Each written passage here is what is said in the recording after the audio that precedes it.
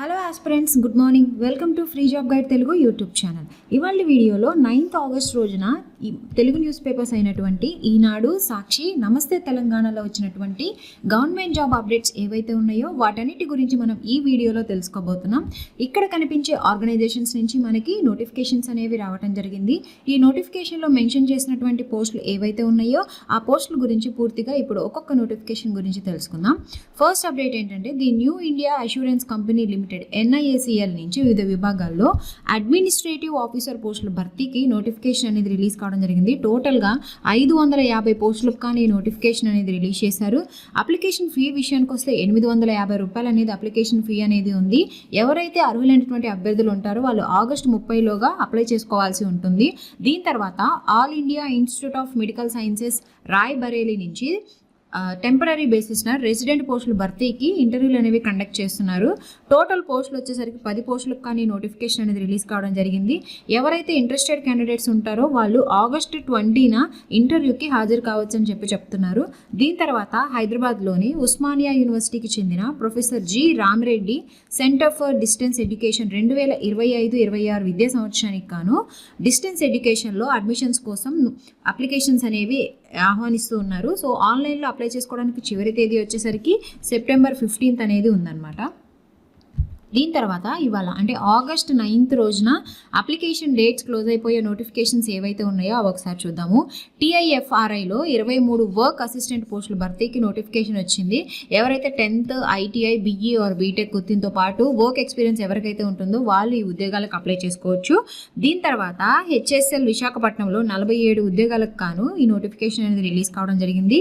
ఎవరైతే degree BTech BE are దీంతో పాటు వర్క్ ఎక్స్పీరియన్స్ ఎవరికైతే ఉంటుందో వాళ్ళు ఈ ఉద్యోగాలకు అప్లై చేసుకోవచ్చు. సో నేను ఇప్పుడు చెప్పిన ఈ 2 నోటిఫికేషన్స్కి అప్లికేషన్ డేట్ ఇవాళే లాస్ట్ డేట్ అనమాట. సో ఇంట్రెస్టెడ్ క్యాండిడేట్స్ ఎవరైతే ఉన్నారో వాళ్ళు కంపల్సరీగా అప్లై చేసుకోండి.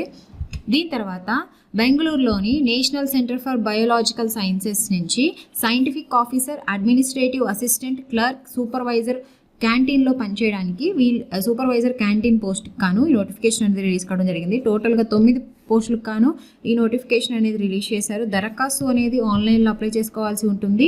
అప్లై చేసుకోవడానికి చివరి తేదీ వచ్చేసరికి ఆగస్టు 15 అనమాట. మిగతా వివరాలకు ఇక్కడ కనిపిస్తున్నటువంటి అఫీషియల్ వెబ్సైట్లోకి వెళ్ళి తెలుసుకోవచ్చు.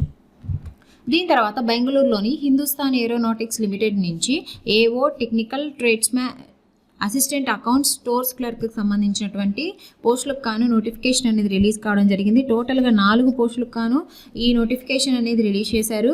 ఈ ఉద్యోగాలకి ఆన్లైన్లో అప్లై చేసుకోవాల్సి ఉంటుంది. అప్లై చేసుకోవడానికి చివరి తేదీ వచ్చేసరికి ఆగస్ట్ 16 అనమాట.